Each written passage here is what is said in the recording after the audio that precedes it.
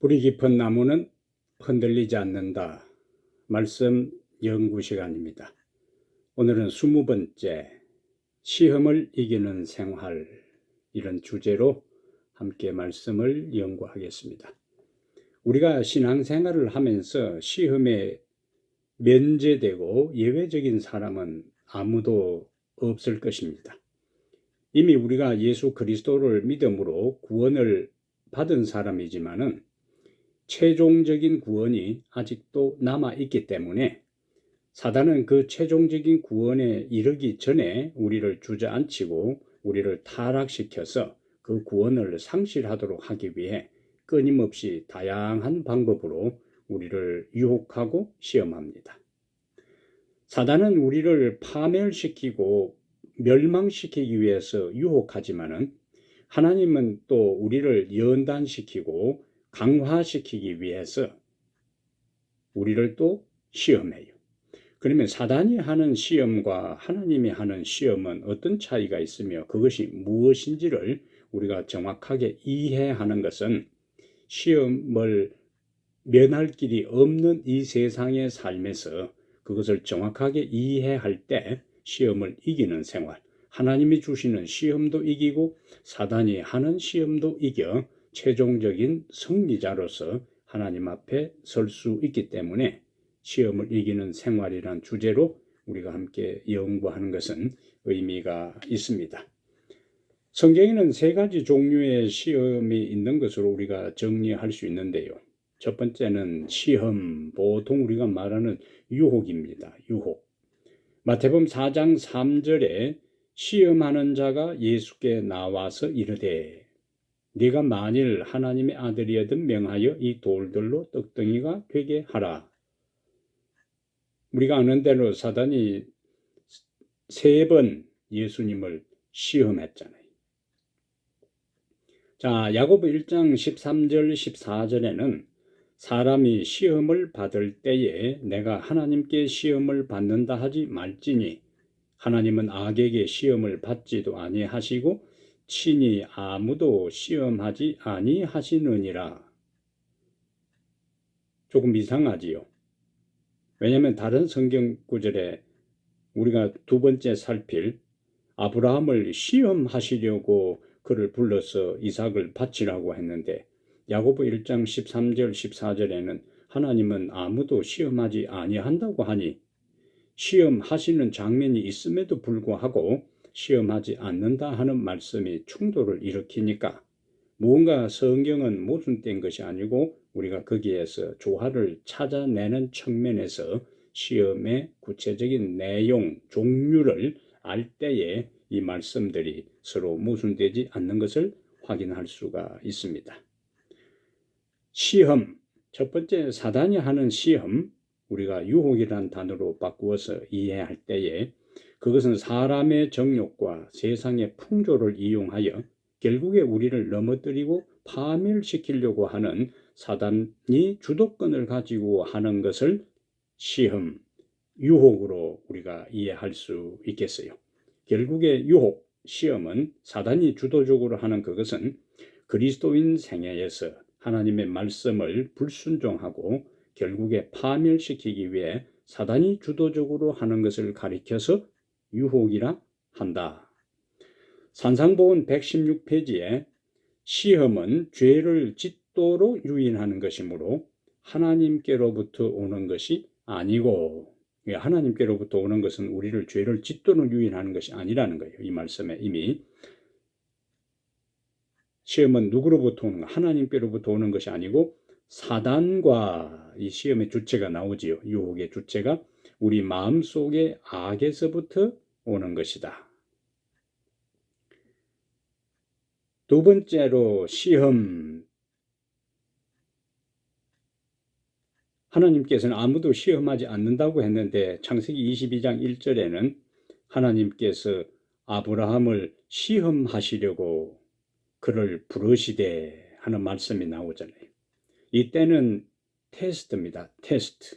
우리를 강하게 하고 우리를 성숙하게 하고 우리를 단련시키는 목적으로 하나님이 우리에게 하시는 시험을 가리켜서 창세기 22장 1절에 아브라함을 시험하는 그 장면에서 우리가 발견할 수가 있어요. 사단의 유혹과 시험은 우리를 불순종으로 이끌고 파멸시키기 위한 목적이고 주도적인 역할을 사단이 하고, 테스트는 하나님이 주도적으로 하면서 우리를 단련시키고 강하게 하고 성숙시키고 연단시키는 목적으로 더 하나님의 형상으로 우리를 닮게 하고 더 강한 그리스도인으로 천국에 살기에 적합한 존재로 우리를 변화시키기 위한 하나님이 주도적으로 하는 것을 가리켜서 테스트다, 그렇게 볼 수가 있습니다. 그 다음에 이때에 세 번째 시험, 야고보 1장 2절과 4절에 내 형제들아 너희가 여러 가지 시험을 당하거든, 또 시험 나오죠. 온전히 기쁘게 여기라. 여기는 시험을 당하거든 기쁘게 여기라고 나오고, 이는 너희 믿음의 시련이 인내를 만들어내는 줄 너희가 알미라. 여기에 시험은 영어 성경에는 트라이얼이라고 표현을 했어요. 템테이션도 아니고 테스트도 아니고 트라이얼이다. 그러면은 이 야고보가 이야기하는 이 시험의 내용은 사람이 유혹과 시련 전체를 다 총합적으로 이야기하는 것으로 이해가 됩니다. 그러니까 사단이 우리를 유혹해서 주도적으로 넘어뜨리려고 공격합니다. 근데 하나님은 그 기회를 이용해서 그 시험을 우리가 이기고 사단의 유혹을 이기고 승리자가 되게 하고, 그 다음에 하나님이 우리를 테스트해요. 그러면 사단은 하나님이 우리를 단련시키고 성숙시키기 위한 목적으로 테스트할 때 사단은 오히려 그 기회를 이용해서 우리를 넘어뜨리는 기회로 활용하려고 한다는 거예요. 그러니까 그 모든 것, 사단이 시험하는 것, 하나님이 테스트하는 그 모든 과정을 종합적으로 야고보 1장 2절과 4절에 트라이얼이라는 단어를 사용한 것으로 볼 수가 있습니다. 이렇게 정리를 하면은 사단의 유혹과 하나님이 하는 시험, 그리고 하나님의 목적, 사단의 목적, 그 두 가지 다 사단이 유혹할 때의 우리의 반응과 하나님이 우리를 테스트할 때의 우리의 반응 여하가 하나는 멸망으로 갈 수도 있고 하나는 영생과 더 믿음 안에서 성숙의 과정으로 우리가 나갈 수가 있습니다. 두 번째, 내가 지금 당하고 있는 시험은 어떤 것인지 구체적으로 생각해 보라. 개인적으로 이제 생각을 하는데요.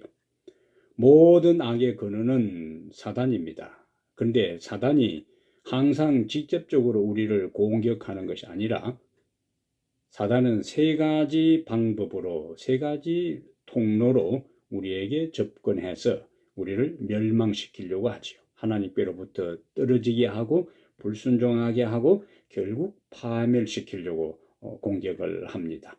첫 번째는 우리를 직접 공격하고, 그 다음에 두 번째는 세상을 통해 우리를 시험하고, 세 번째는 우리 육신의 욕심을 통하여 우리를 유혹하고 시험합니다.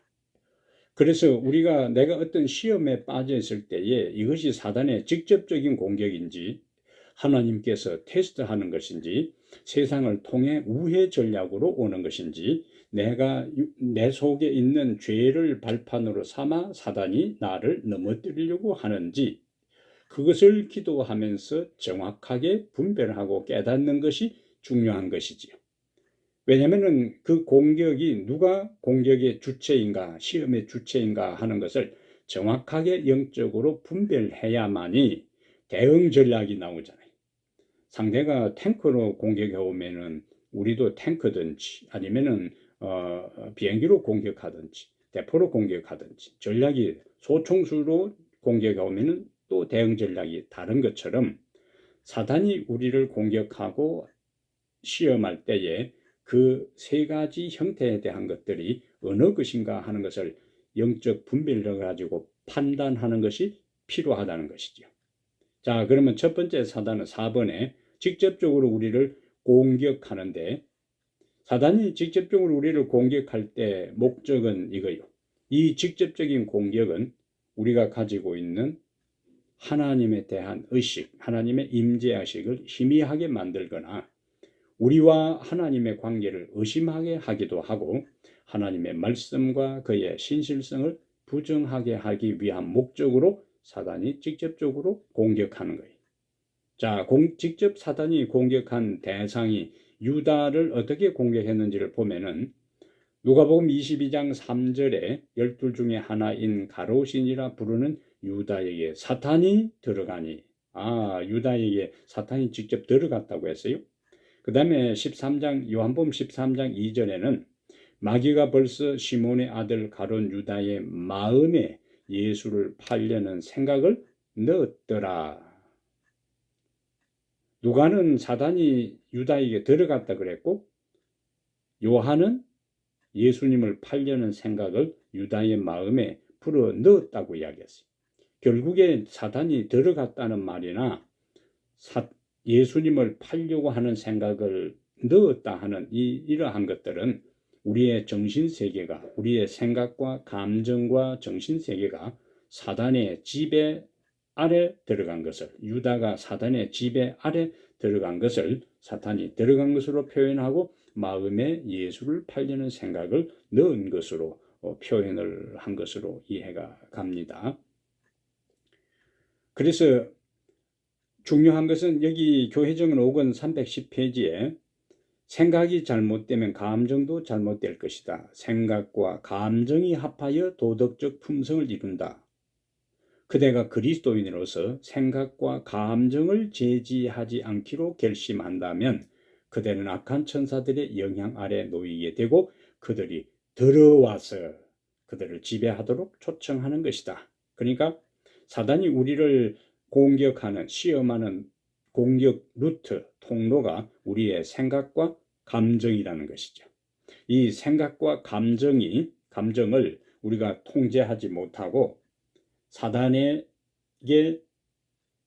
허락되고 사단이 생각과 감정을 통제하도록, 지배하도록 방치해 둔다면은 결국에 우리의 영혼 전체가 사단의 지배하에 들어가게 되고 사단이 조종하는 대로 그대로 따를 수밖에 없게 되는 겁니다. 생각과 감정을 사단의 조종에 넘기지 말아야 된다 하는 겁니다.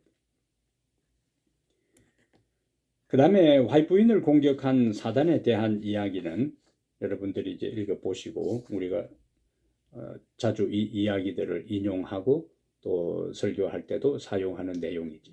대쟁투 계시를 본 다음에 그가 기록하지 못하도록 사단이 직접적으로 엘렌 G. 화이트를 공격한 내용이 자서전 160페이지부터 162페이지에 자세히 기록되어 있습니다. 자, 세 번째, 사단에 대한 우리의 태도는 어떠해야 하는가? 자, 이 정도로 사단이 직접적으로 공격하고 우리의 생각과 감정을 지배하려고 집요하게 우리에게 공격을 퍼붓는데 그러한 사단에 대해서 우리는 어떤 태도를 견지해야 하는가? 야고보 4장 7절에 그런즉 너희는 하나님께 복종할지어다. 마귀를 대적하라. 그리하면 너희를 피하리라. 여기 산상보험 117페이지의 마지막 구절에요. 우리는 힘이 미치는 한 유혹자가 우리에게 접근할 수 있는 통로를 모두 막아야 한다. 작년부터 코로나 바이러스가 전 세계에 창궐하다 보니까 나라별로 다른 나라에서 그 코로나 바이러스가 들어오지 못하도록 락다운을 하잖아요. 봉쇄 조치를 하잖아요. 외부에서 들어온 사람이 있으면은 보름씩 집에 머물면서 다른 사람에게 감염되지 않도록 하는 이런 모습들은 죄악의 세력이, 사단의 세력이 우리에게 올 때에 우리에게 들어오는 모든 통로를 철저하게 봉쇄, 락다운해야 된다는 필요를 우리에게 말씀을 해주고 있습니다. 구체적으로 사단을 위에 마귀를 대적하라. 야고보 4장 7절에 하나님께는 복종하고 마귀는 대적하라고 했는데 구체적으로 마귀를 어떻게 대적하는가?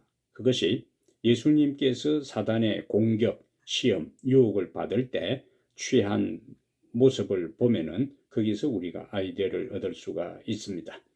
마태복음 4장 4절과 7절과 10절의 공통적인 것은 사단이 한 번씩 공격을 퍼부을 때마다 사단이 예수님께서 응수한 것이 있는데 그것이 우리가 아는 대로 기록되었으되 이것이 마귀를 대적하는 우리의 무기다 하는 거죠. 무기.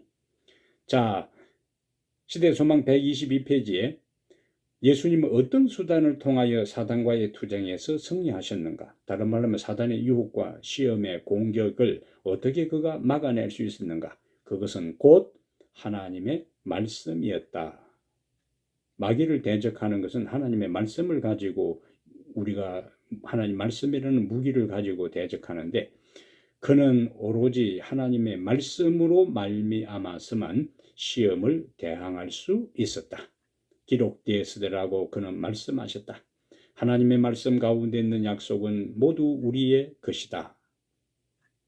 시험의 맹공격을 받을 때, 자, 우리가 어떻게 대적할 수 있는가? 상황이나 자신의 약점을 보지 말고 하나님의 말씀의 능력을 바라보라. 그 말씀의 모든 능력은 그대의 것이다. 그리고 그것이 바로 하나님께 복종하는 것이 된다. 사단을 대적하면은 하나님께 복종하는 것이 되는 거예요. 사단에게 굴복하면은 하나님께 대적하는 것이고 둘 중에 하나지요. 자, 마귀를 대적하는 것은 어떻게 한다고요?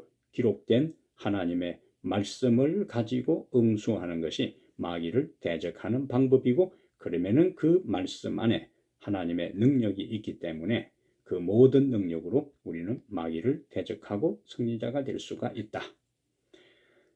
그 다음에 사단이 직접적인 공격 대신에 두 번째 하나님의 백성들을 공격할 때 우회로를 통해서 공격합니다. 5번에 보니까 세상을 통하여 우리를 공격하는데요. 직접 공격하지 않고 우회 전술을 사용해서 간접적으로 우리를 공격하는데 요한일서 2장 15절부터 16절에 세상 나오는데 요 세상이라는 단어 우리가 아는 대로 죄인들을 가리켜서 세상이라 그러고 우리가 살아가는 공간, 물리적 세계를 세상이라 그러고 또 요한일서 2장에서 나오는 세상의 개념은 로마서 12장 2절에서 말하는 이 세대처럼 하나님의 뜻과 반대되는 사회, 문화, 여러 영역의 가치체계, 하나님의 뜻과 반대되는 도전하는 그러한 사회, 문화, 여러 영역의 가치체계를 우리가 세상으로 볼 수가 있습니다. 그런데 이 세상을 통해서 사단이 우리를 공격하는데 보통 이 문화라 하는 것이 굉장히 그리스도인들을 넘어뜨리는데 사단이 효과적으로 사용을 하지요. 그것은 일반적으로 오늘날 세상을 문화전쟁이라 하는데 서구 문화가 서구 음식, 그 다음에 음료수, 피자, 코카콜라, 그 다음에 서구 음악, 서구 영화, 서구 복장 이러한 것들이 한 나라 특히 옛날에 공산주의가 붕괴되기 전에 그것이 들어가게 되면은 머지않아 그 나라 문화를 서구 문화가 공산주의 문화에 침투하고 젊은이들이 여기에 심취하는 순간에 그 얼마 후에 공산주의가 그 국가가 붕괴되는 모습을 보게 돼요. 문화전쟁입니다. 사단이 오늘날에 동일한 방법으로 그리스도인들을 경계심을 무너뜨리고 틈새로 파고 들어오는 것이 현대 2기 인터넷이나 스마트폰을 통해서 소리 없이 우리의 정신세계를 붕괴시키는 겁니다. 이것이 제일 무서운 거지요.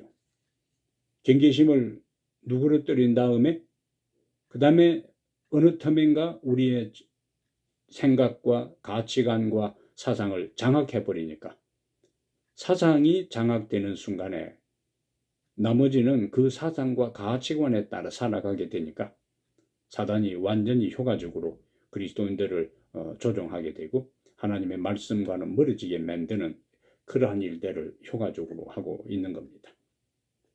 그래서 우리는 사단의 이와 같은 전략들을 알아야 된다. 사단이 항상 직접적으로 하는 것이 아니라 우리가 눈치도 못 채게 의식도 못하는 사이에 어느 틈엔가 우리의 영혼 속에 침투해서 우리 삶 전체를 지배하는 중요한 사상을 장악하는 무서운 일들이 지금 벌어지고 있는 겁니다. 사상전쟁이고 문화전쟁이에요. 사상전쟁이고 문화전쟁입니다.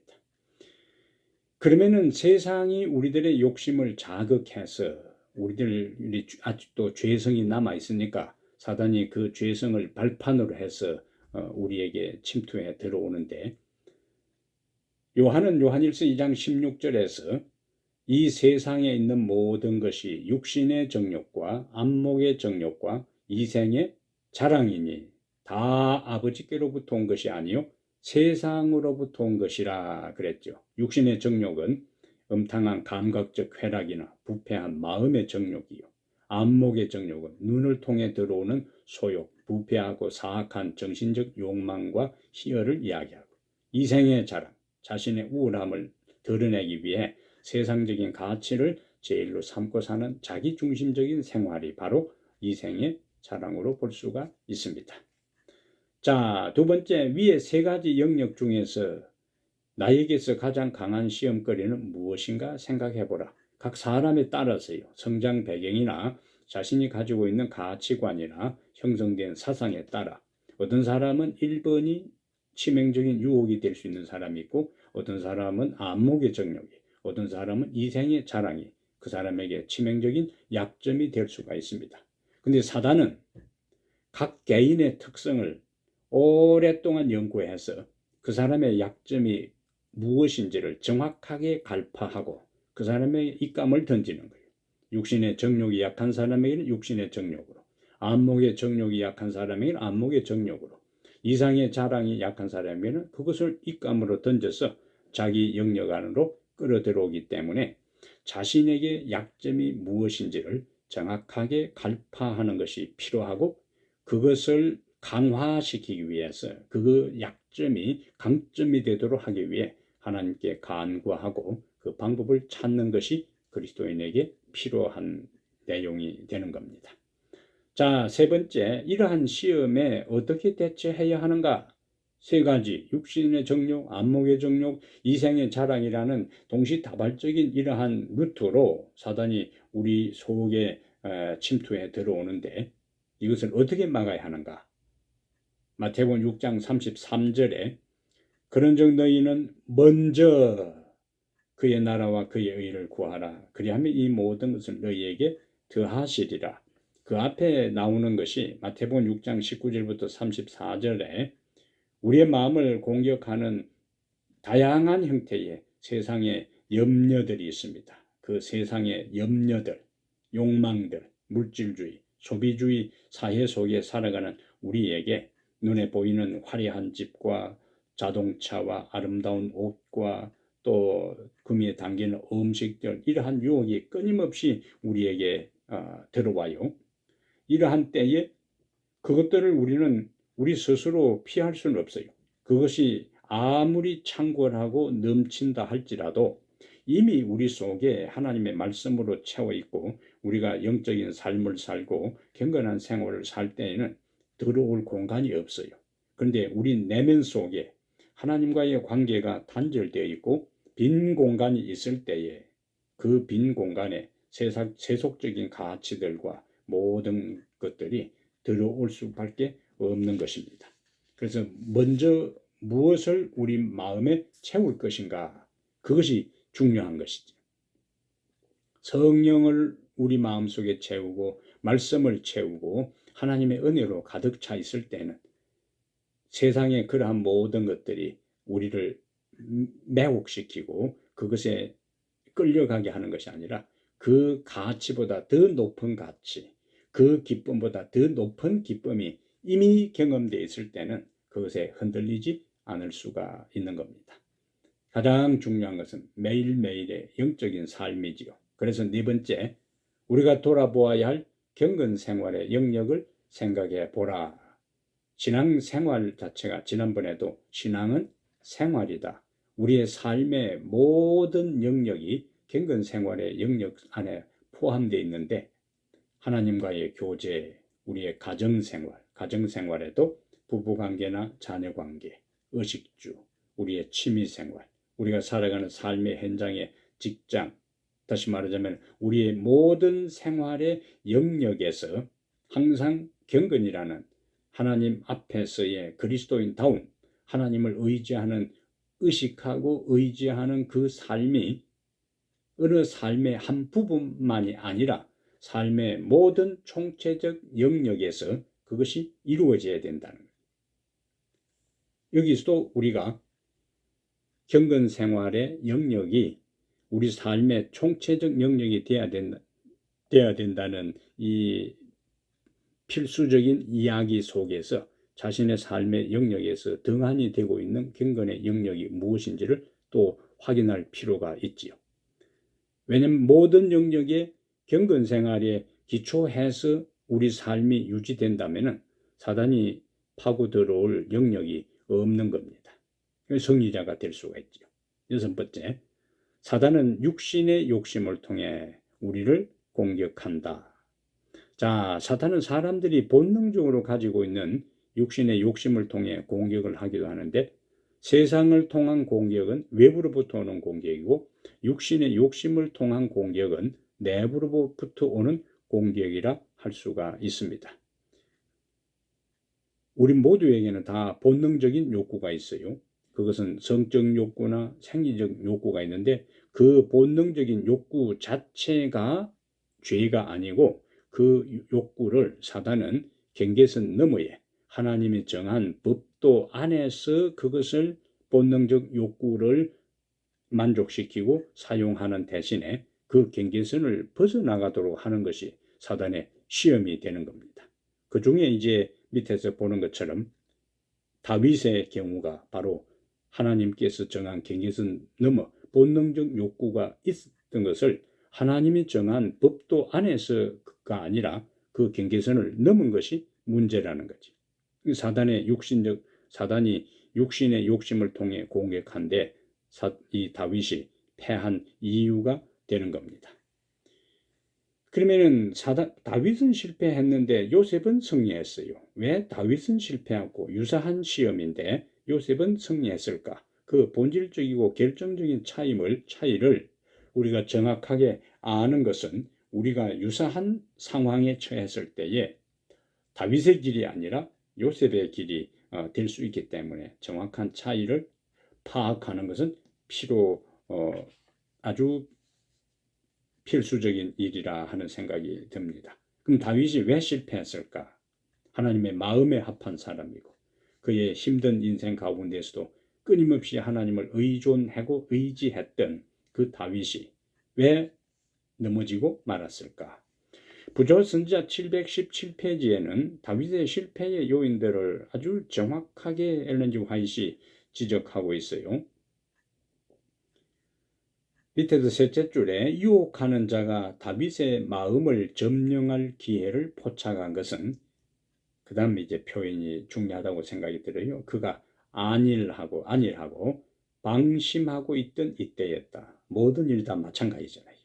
국가와 국가 사이의 경계도 안일하고 방심하고 있을 때 당하는 것처럼 다윗이 안일하고 방심하고 있을 때 사단이 다윗을 공격할 절호의 기회로 포착한 거예요. 다윗은 안일과 스스로 안심하는 상태에 빠져 방심입니다. 하나님 의지하기를 잊어버림으로 사단에게 굴복하고 그 자신에게 범죄의 오점을 남기게 되었다. 부조선자 717페이지의 말씀이죠. 사단에게 굴복했다는 것은 사단의 시험, 유혹에 넘어간 거예요. 실패한 겁니다. 저는 세 가지 단어를 중요하게 생각합니다. 그가 안일하고 방심했고 그 다음에 하나님 의지하기를 망각했다. 다른 말로 하면은 자기 스스로 자만했고 하나님과의 영적인 관계가 다윗이 죄 가운데 빠질 그때쯤에는 하나님과의 관계가 단절되고 문제가 있었다는 거예요. 겉으로는 별 표가 나지 않았지만 그 개인적인 영적 경건 삶에 심각한 균열이 일어났기 때문에 하나님 의지하는 대신에 그 육체적 욕망에 그가 굴복하고 만 것인 겁니다. 자, 그런데 유사한 유혹 가운데서 요셉은 어쩌면 더 강한 시험을 받았는데 어떻게 요셉은 승리할 수 있었을까? 창세기 39장 9절이 요셉이 승리할 수 있었던 그 원리, 비결을 이야기합니다. 자, 보디발의 아내가 유혹할 때 요셉이 답변한 그 내용 가운데 이 집에는 나보다 큰 이가 없으며 주인이 아무것도 내게 금하지 아니하였어도 금한 것은 당신뿐이니 당신은 그의 아내임이라. 관계에 대한 것을 명확하게 한 거예요. 관계에 대한 것.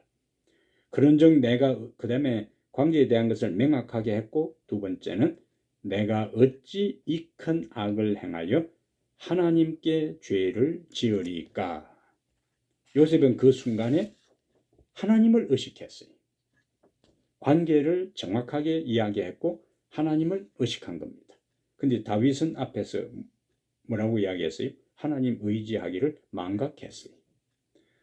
자, 부조선자 217페이지에 요셉은 저항의 결과가 어떻게 되리라는 것을 잘 알고 있었다. 한편에는 은폐와 총애와 보상이 있고 다른 편에는 수치와 투옥과 죽음이 있었다. 그의 장래의 전 생애가 일순간의 결정에 달려 있었다. 그런데 제일 마지막 문장 보세요. 요셉은 하나님을 맨 먼저 생각하였다. 이것이 결정적인 요셉의 승리의 요인이 되는 겁니다. 요셉은 하나님을 맨 먼저 생각하였다. 그 장면을 이야기하면서 엘렌 G. 화이트는 자신이 홀로 있다고 생각할지 모르나 모든 행위를 주목하는 눈에 보이지 않는 목격자가 있다. 마음의 모든 동기가 감찰하시는 하나님 앞에 펼쳐져 있다. 모든 행위와 말과 생각이 마치 이 세상에 단 한 사람만 있는 것처럼 분명하게 기록되고 온 하늘이 그를 주목하게 된다. 이것이 사단의 유혹을 결정적으로 극복하고 거절하고 이길 수 있는 유일한 비결이라는 거예요. 하나님을 의식하는 거예요. 하나님의 도움을 그 순간에 구하는 것. 내가 혼자 있는 것이 아니고 모든 것을 지켜보시는 하나님이 계신다. 코람데오입니다. 코람데오. 하나님 앞에 신독이죠. 홀로 있을 때 삼가하는 것. 이것이 요셉의 결정적인 승리의 비결이었습니다. 자, 그러면 우리가 시험을 이기기 위해 어떤 것들을 피해야 하는가? 우리의 씨름은 혈과 육에 대한 것이 아니요 바울이 에베소 6장 12절에 정사와 권세와 이 어둠의 세상 주관자들과 하늘에 있는 악의 영들에게 대함이라. 그냥 우리가 공격당하고 유혹당하고 시험당하는 그 모든 것은 인간과 인간, 사물, 이러한 현상세계에 대한 것이 아니라 그 배후에 정사, 권세, 이 어둠의 세상 주관자들과 하늘에 있는 악의 영들, 영적 싸움이라는 거지. 선악의 싸움의 핵심은 물리적 세계의 싸움이 아니라 정신적 싸움이고 마음의 싸움이고 그 다음에 영의 싸움입니다. 그러니까 차원이 다르잖아요. 정사, 권세, 세상 주관자들, 하늘에 있는 악의 영들의 차원하고 우리 인간의 차원하고 다른 거예요. 그런데 우리보다 높은 차원의 그 존재들이 우리를 넘어뜨리고 유혹할 때에 차원이 낮은 존재들이 그 차원이 높은 존재와 싸워서 승리하는 것은 불가능한 것입니다. 불가능한 것이. 그래서 우리에게 필요한 것은 하나님의 능력, 하나님의 은혜, 그것만이 차원이 다른 사단보다 더 높은 우리보다 차원이 높은 거짓 영의 세계 싸움에서 이기려면은 그들의 영역보다 차원보다 더 높은 하나님 차원의 도움을 우리가 강구할 때 우리는 이길 수가 있습니다. 자, 그렇다면 그렇게 하려면은 우리가 피해야 할 것이 무엇인가? 다시 이제 부조선자 717페이지에 다윗에게 범죄할 수 있는 길을 열어준 것은 여기에 보니까 자신을 의뢰하는 정신과 자기를 높이는 정신이었다. 두 가지가 이제 문제가 되잖아요. 자기를 의뢰하는 정신, 하나님을 의뢰하는 정신이 아니라 자기를 의뢰하는 정신, 하나님을 높이는 것이 아니라 자기를 높이는 정신. 이것이 다윗에게 치명적인 약점이었던 겁니다. 치명적인 약점. 다윗은 겸손히 여호와의 능력을 의지하는 대신에 자신의 지혜와 능력을 의지하기 시작하였다. 사단은 영혼을 유일한 능력의 근원 되시는 하나님께로부터 분리시킬 수 있게 되자마자 하나님께로부터 분리된 게 뭐냐? 결과가 자신을 의뢰하는 정신이고 자기를 높이는 정신이고 주변의 모든 통치자들의 성행하는 그것을 보면서 나도 왕이니까 큰 문제가 없다 하는 죄에 대한 생각이 무뎌지는 이러한 것들이 하나님께로부터 분리될 때에 나타나는 현상이란 겁니다. 사단은 처음부터 바로 우리를 공격하는 것이 아니고 일단 하나님과 우리 사이의 관계에 틈새를 내게 균열을 일으키게 해서 죄에 대해서 무디게 하고 세속적인 관습과 가치관과 문화를 아무 부담 없이 양심의 가책 없이 받아들이고 따르게 하고 그러면서 결정적 한 방으로 우리를 넘어뜨리는 겁니다. 그래서 원수는 처음부터 몹시 놀랄 만한 일을 하는 것이 아니라 비밀리의 원칙의 요새를 침식한다. 이 일은 하나님께 충실하고 당신을 전적으로 의지하는 길을 게을리하는 일이나 세상의 풍속과 행습을 따르는 경향에서 시작한다. 한 사람이 다윗이 갑자기 그 유혹에 넘어간 것이 아니라 이미 그 사단이 다윗을 시험하고 공격하기 이전에 한 단계 한 단계 그 전략적으로 다윗에게 접근했다는 거지. 그때 다윗은 영적으로 자기가 조금씩 작은 틈새에서 사단이 스며들어오고 그 다음에 하나님과의 관계가 깨어져 가고 있는 것을 눈치를 못 챈 거예요. 그래서 왕이니까 그 당시 주변 왕들의 행동과 또 그들의 모습을 자기도 은연중에 따르고 양심의 가책이 무뎌지고 죄에 대해서 감각이 둔해질 그때에 그것이 어느 정도 됐다 싶을 때 사단이 집중적인 공격을 통해서 다윗을 무너뜨린 것으로 우리가 이해할 수가 있어요.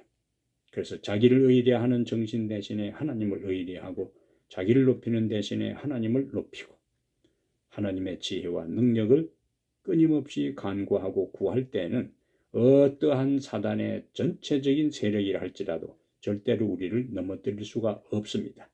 그러나 반대로 아무리 강하고 영성 있고 능력 있는 자라 할지라도 하나님과의 관계가 게을리되고 깨어지는 순간에 사단은 바로 그 틈새로 파고 들어와서 우리를 결정적으로 넘어뜨린다는 그러한 두려운 내용들을 우리가 의식하며 살아갈 필요가 있는 겁니다. 근데 다윗이 이렇게 넘어진 것처럼 여기 7번에 보면은 시험에 넘어진 자들을 주님은 어떻게 대하시는가? 누가복음 22장 31절 32절에 시몬아 시몬아 보라 사탄이 너희를 밀가부르듯 하려고 요구하였으나 그러나 내가 너를 위하여 네 믿음이 떨어지지 않기를 기도하였느니 너는 돌이킨 후에 네 형제를 굳게 하라. 이거는 베드로가 예수님을 배반하기 전에 이미 배반할 것을 아시고 예수님께서 말씀하셨잖아요. 그런데 여기서 우리가 주목할 것은 그렇게 배반할 것을 아셨던 그분, 그 말씀대로 베드로가 결국에 배반했을 때 예수님은 베드로를 내치지 않았다는 거예요.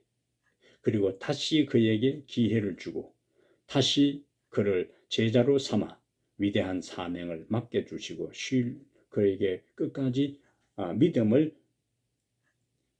철수시키지 않는 베드로에 대한 예수님의 믿음을 포기하지 않는 그러한 것들을 우리가 발견할 수가 있습니다. 그러므로 우리가 인생을 살아갈 때 또 우리의 성도들이 때로는 실수하고 넘어질지라도 예수님께서 넘어진 그 사람을 쉽게 포기하지 아니하고 다시 기회를 주시고 일으켜 세우신다는 것을 우리가 기억하는 것은 아주 중요한 요소가 아닐 수가 없습니다.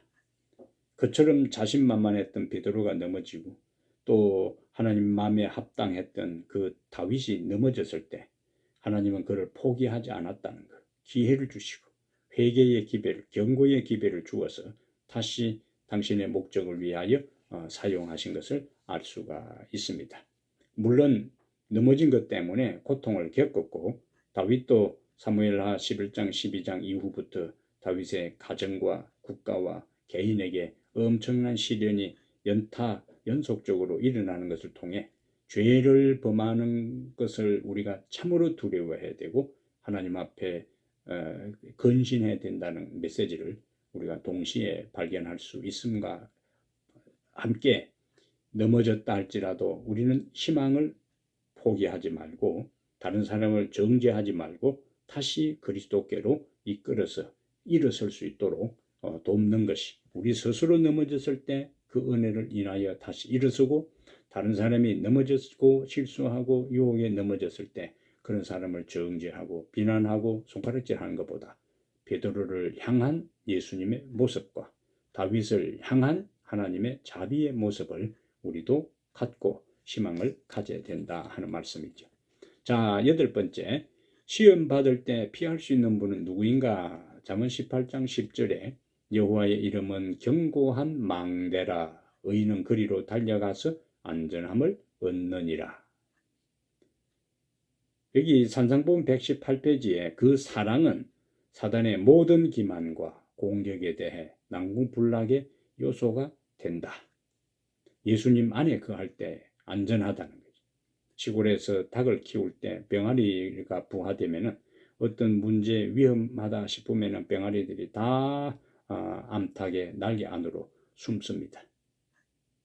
그것처럼 인생의 사단의 끊임없는 공격과 유혹에 노출되어 있는 우리들이 피할 수 있는 유일한 곳은 바로 하나님밖에 없다는 것. 여호와는 우리의 피난처가 되시고 산성이 되시고 요새가 되는 겁니다. 자, 9번째, 고린도전서 10장 13절은 그리스도인들의 시험 문제의 열쇠가 되는 구절인데 몇 가지 여기 중요한 말씀들이 있어요. 고린도전서 10장 13절에 사람이 감당할 시험 밖에는 너희에게 당한 것이 없나니 오직 하나님은 미쁘사 너희가 감당치 못할 시험 당함을 허락지 아니하시고 시험 당할 즈음에 또한 피할 길을 내사 너희로 능히 감당하게 하시느니라. 그러면 9의 1, 우리가 당하는 모든 시험은 어떤 시험인가? 뭐라고 했습니까? 감당할 수 있는 시험이라는 거죠. 그러면 우리가 어떤 시험에 내가 직면했다. 어떤 생각을 해야 되는가? 이 고린도전서 10장 13절에 기초해서 하나님께서 허락하셨다면 내가 감당할 수 있는 것이다. 일단 내가 감당할 수 있다고 생각하고 시험에 임해야 그 시험을 이기고 극복할 수 있는 것이지 나는 감당할 수 없다 하는 순간에 스스로 무너지고 주저앉고 포기하고 붕괴되는 겁니다. 그래서 어떤 시험이 닥쳐온다 할지라도 나는 감당할 수 있다. 왜 그런가? 2번째, 우리가 시험을 당할 때 능히 이기게 하시는 분은 누구인가?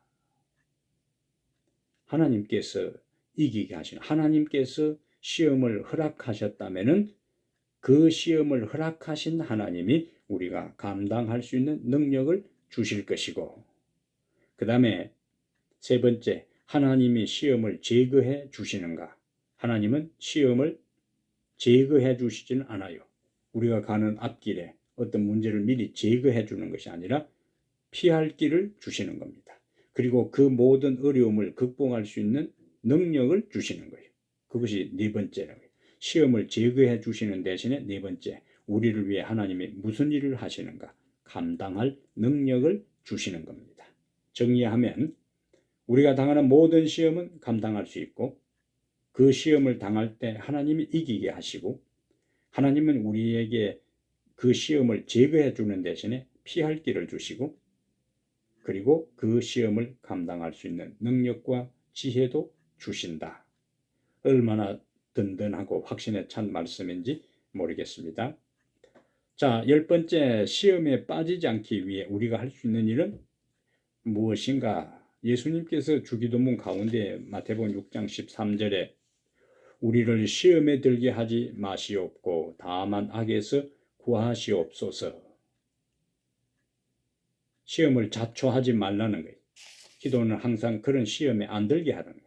그러나 시험에 들지 않게 해달라고 기도해도 하나님께서 필요할 때는, 시험에 들지 않게 기도할 때는 하나님께서 사단의 유혹으로부터 우리를 막아주실 것이고, 하나님께서 필요할 때는 우리가 시험에 들지 않게 기도해도 우리의 단련과 우리의 품성 변화와 우리의 연단을 위해서 필요하면은 시험을 허락하실 것입니다. 그럼 어떻게 해야 되는가? 산상보험 117페이지에 우리는 시험이 아무리 심할지라도 낙담하지 말아야 하는 것은 물론 우리 자신의 악한 마음의 욕망이 이끄는 대로 가지 않도록 해주시기를 하나님께 기도해야 한다. 우리는 우리를 인도하실 그분의 손을 기다리며 이것이 정론이 너희는 이리로 행하라고 하시는 그분의 음성에 귀를 기울일 것이다. 자, 유혹을 받았든지 하나님께서 우리를 테스트 연단하려고 할 그때든지 간에 우리는 그것에 낙담하지 말고 감당할 능력을 주실 것을 믿고 하나님의 메시지에 귀를 기울이면서 이리로, 이것이 정론이 이리로 행하라는 그 말씀에 그대로 반응할 때 결과는 우리는 승리자가 될 수가 있는 겁니다. 자, 시편 119편 9절과 11절에 우리가 어떻게 하면은 시험에 빠지지 않을 수 있고 승리할 수 있는가? 여기 내가 주께 범죄하지 아니하리 하여 주의 말씀을 내 마음에 두었나이다. 리벤트 헤럴드 1884년 4월 8일에 사단이 성경의 일부분 또는 장 전체를 외웠다가 사단이 유혹들을 갖고 올 때 암송할 수 있을 것이다. 사단이 세상적이고 육감적인 것들을 깊이 생각하도록 마음을 이끌 때 기록되었으되라는 말로 그를 가장 효과적으로 물리칠 수 있다. 너무나 분명하지요. 말씀으로 말씀을 암송하고 사단의 유혹이 임할 때에 우리는 그 말씀으로 물리칠 수 있는 겁니다. 또 하나님께서 우리를 시험하고 시련을 허락할 때도 역시 말씀을 통하여 우리는 그 시련을 넉넉히 이길 수가 있어요. 사단의 유혹은 말씀으로 물리치고 하나님의 시련과 시험은 하나님의 말씀의 능력으로 극복해 나가는 겁니다. 이 모든 것의 기초가 뭐냐? 요한일서 5장 4절과 5절에 무릇 하나님께로부터 난 자마다 세상을 이기느니라. 세상을 이기는 승리는 이것이니 우리의 믿음이니라. 우리의 믿음이니라. 예수님께서 믿음으로 세상을 승리하고 이겼던 것처럼 우리도 세상 가운데서 유혹과 시험을 받는다 할지라도 하나님의 말씀을 기초로 하고 영적인 경건 삶을 살고 하나님의 말씀을 가까이 하면서 하나님과 연결될 때 우리에게 믿음이 있는 겁니다. 그러면은 그 믿음을 가지고 사단의 유혹도 믿음으로 극복하고 하나님의 시련도 믿음으로 극복할 때 우리는 모든 시험을 통과하고 유혹을 통과해서 더 강한 자가 되고 하나님의 시련을 통과해서 더 성숙한 자가 되어 하나님 앞에 설 수가 있습니다. 다음의 내용을 믿고 받아들이면 각 진술에 표하라. 시험의 주체는 사단이고 인간을 하나님의 말씀에 불순종하게 만들기 위한 것이다. 그리고 테스트는 하나님께서 성도를 단련시키기 위해 주시는 것이다. 그런데 세 번째는 사탄은 직접 성도들을 공격하기도 하고 세상을 통하여 또는 인간의 죄된 욕망을 통하여 우리를 시험한다. 사단의 모든 시험을 이길 수 있는 비결은 하나님의 말씀으로 무장하는 것이다. 그 다음에 자신을 의지하지 않고 하나님의 면전에 있는 것처럼 의식하고 코람되어 그렇게 살면은 우리는 죄의 유혹을 이길 수가 있습니다. 그래야 우리는 마침내 믿음으로 승리자 되어 사단의 유혹은 이기고 하나님의 시련은 통과하여 예수 그리스도의 형상으로 회복된 자가 되어 죄와 상관없는 자로서 하나님 앞에 설 수 있는 존재가 될 것입니다. 우리 모두가 이와 같은 시험을 통과하는 승리자가 다 되기를 바랍니다. 잠깐 기도하겠습니다. 이 땅에 우리가 사는 날 동안 크고 작은 시험을 받을 때에 말씀을 통하여 그리스도와 온전히 연합되는 경건한 삶을 통해 믿음으로 사단의 유혹은 극복하고 하나님께서 허락하시는 시련을 통과하는 승리자가 되게 하여 주시옵소서. 우리 주 예수님 이름으로 기도합니다. 아멘. 자, 오늘 공부는 여기까지 하겠습니다. 한 주일 동안 여러분 건강하게 또 말씀 안에서 모든 시험을 다 이기고 승리하게 되기를 간절히 바랍니다. 다음 주 다시 여러분들을 만나겠습니다. 감사합니다.